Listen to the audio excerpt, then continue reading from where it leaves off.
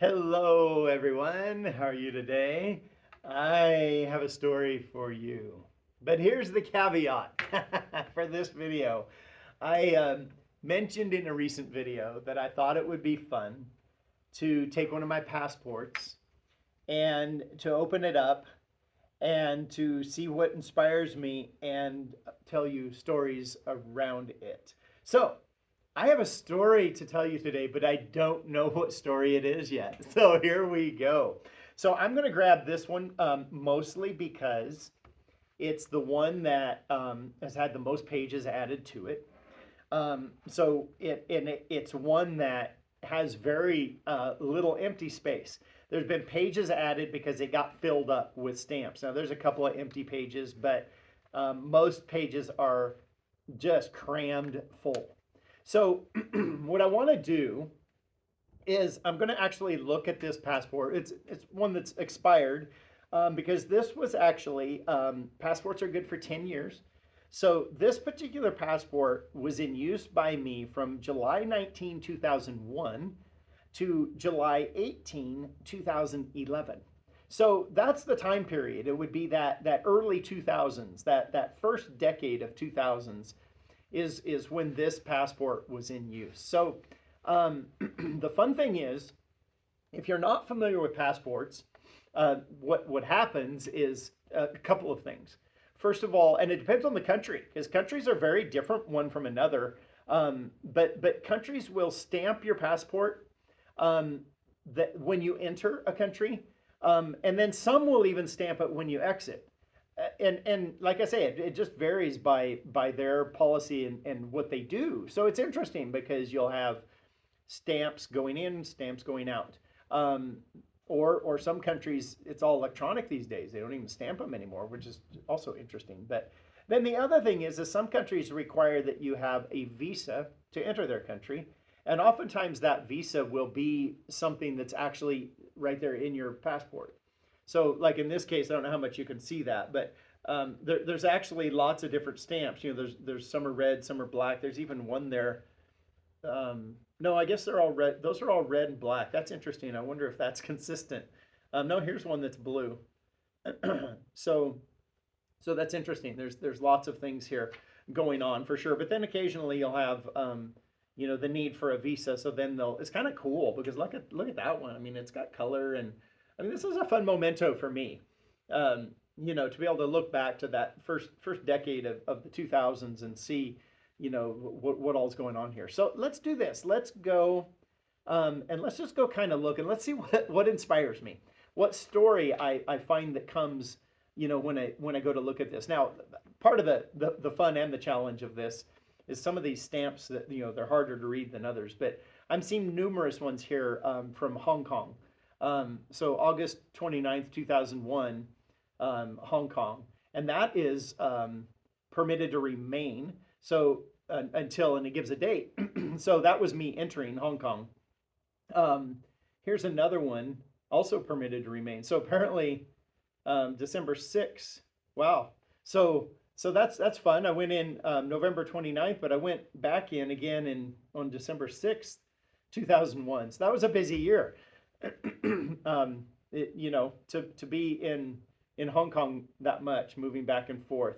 That probably was all in the same trip. We probably had left and gone into mainland or something. So that's kind of cool. What else do I see here? Um, there's one that's really difficult to read as far as the location. There's the visa, for China itself. We didn't need one for Hong Kong, but we needed one for mainland China. That's something I could get into. I don't know how much you guys enjoy history, but for for 100 years, Hong Kong was actually not part of China. It was actually a part of the British Empire. They had a 100-year lease on it that then expired, and it went back to China at that point. And it continued under what they called a special economic zone. So it had rights and privileges and freedoms that the rest of China didn't. It's just kind of an interesting historical fact. It's something you could study out more if you wanted to, but that's not the point of this video. Manchester. So in February of 2003, I was in Manchester, or entered Manchester, so that would be in England. Here's some in 2003, some more Hong Kong, some more China. That's kind of cool. So here's one that is inspiring me a little bit. This would have been in July, so July 24th, 2002. Landed, it says, in Jamaica. So understand that over the years, Sandra and I have done a little bit of travel for vacation purposes, but very, very little. Most of this would be for the purpose of work, meaning missions work, journeying and traveling for the purposes of missions work. And I'm gonna tell you a little something here about Jamaica. Um, Jamaica is an interesting one in that for us in the United States, Jamaica is not that far away, right? And it's something that's it's not uncommon, for people to travel to Jamaica. Most people would travel to Jamaica for the purpose of vacation, right? And I understand why. Jamaica is stunningly beautiful. Um, I mean, I'm not a beach kind of guy. I prefer colder climates to warm climates. But even that being said, I have to say Jamaica is stunning. And I understand why people go there on vacation. Great beaches. They actually have some really great food. I mean, it's very different from us. So those are all things people are looking for on vacation is those great experiences. And they have some waterfalls and great things like that. So it's definitely a great vacation-y kind of place. But Jamaica's fascinating from the standpoint that most of the tourism happens around the coast for obvious reasons. So when you picture the island of Jamaica, I know it's not perfectly round, but you've got tourism around the edge. So what's in the middle? And that's something that often people never even consider. If they're there for the purposes of vacation and so forth. They're experiencing and touching culture for sure, but they don't consider. I mean, but what's in the middle? And Jamaica is fascinating because if you go around the edge where the tourism is, there's a semblance of prosperity. I mean, you've got tourists coming in from America, from Europe, from various places, and with that, I mean, comes the development of resorts and restaurants and opportunities for tour guides and just a variety of different scenarios, where people can have jobs, and that's great. I mean, nothing wrong with that at all. There are people not that just have jobs, but they're Jamaicans, that are very industrious and have businesses and so forth. Sure, there's foreign investment also, but what's my point with this? My point is the outside exterior of Jamaica and the inside are two very, very different places. So one thing people maybe don't know about Jamaica is that there's a lot of poverty there. We would not normally think of Jamaica as a third world country in the sense that if you've traveled at all, and you've not just done tourism, but you actually get into the how do I say it, the culture, the inner workings of a country, meet the local people, and participate and discover what life is like for them. You wouldn't think of Jamaica as a place where there's a lot of poverty like you would maybe certainly Haiti. Oh my goodness, I need to do an episode on Haiti because man, there's so much to tell there. Haiti, a lot of poverty. Even the Dominican Republic, where I mean, it's way better off, but you would think of some poverty there. Puerto Rico, certainly Central and South America, you would identify. Those aren't islands, but they're Caribbean and I mean, Central America and South America, and that whole environment. There are some commonalities. I'm not. I don't want to be offensive because they're very, very different in culture, but there's some commonality in some of that. Even Mexico, we're not unfamiliar with the element of poverty there. But Jamaica is no different. You get into that inner area, the inside of the island where the average everyday people live. There's a lot of need, both spiritually, economically, and therefore physically. Tremendous amount of need. And there's some great ministries doing amazing work. And we had some mission teams that went in. We didn't do a ton of work in Jamaica, but obviously we did some because I was there a couple of times, and we had other people in and out of Jamaica. So We weren't there a ton, but I bet I didn't look it up, but we probably had 10 or 12 trips, over the years that went into Jamaica. And we certainly connected with some great people doing some amazing work. So I guess I would inspire you with this, to definitely pray for Jamaica. I know the pandemic, which is past now by a good bit, but the pandemic of 2020 um, certainly had an impact because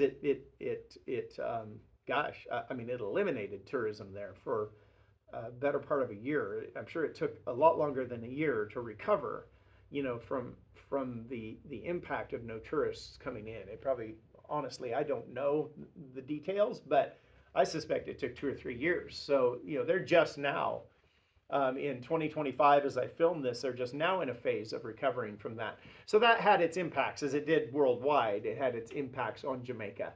And, there's some great people there doing amazing work. And the Jamaican people they're lovely people. They are a lot of fun to interact with.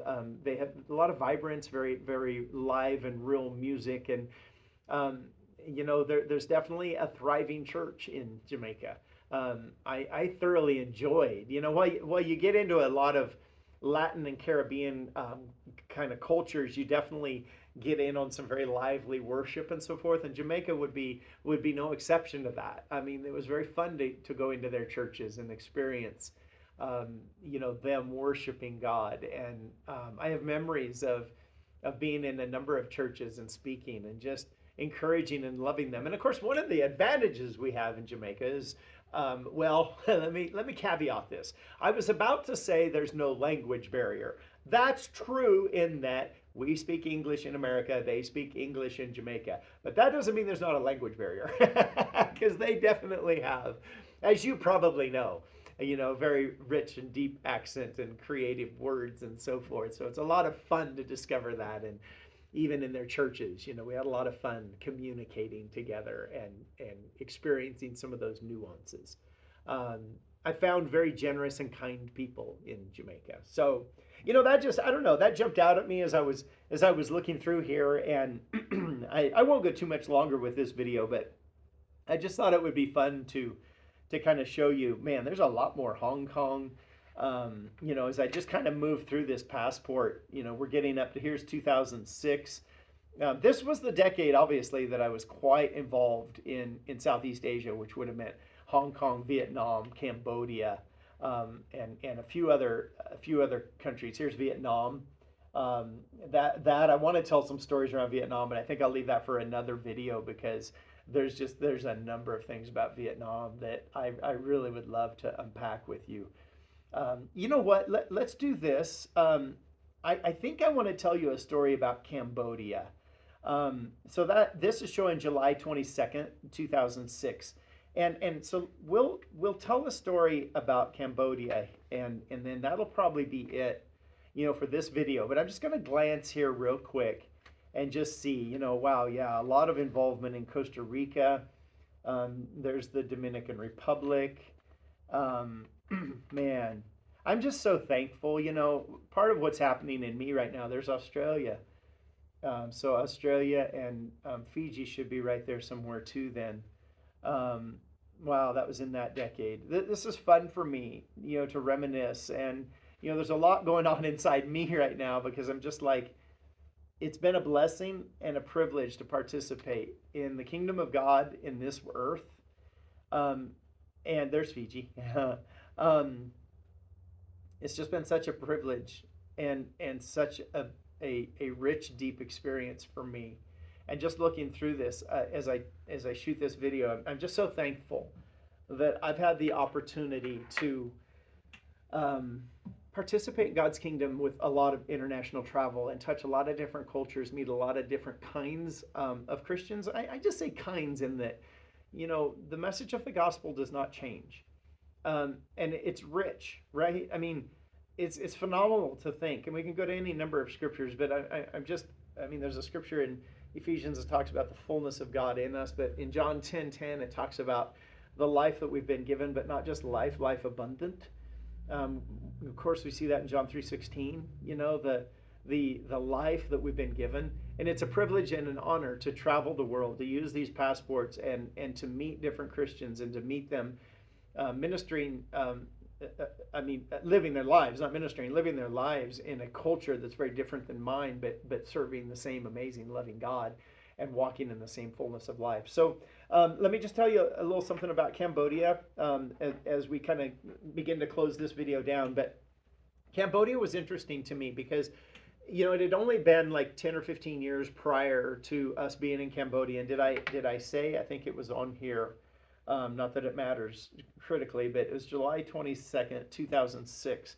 I didn't look this up before this video, so I could be off a little bit, but it wasn't many years prior to us being there in 2006 that they had experienced tremendous pain in their culture.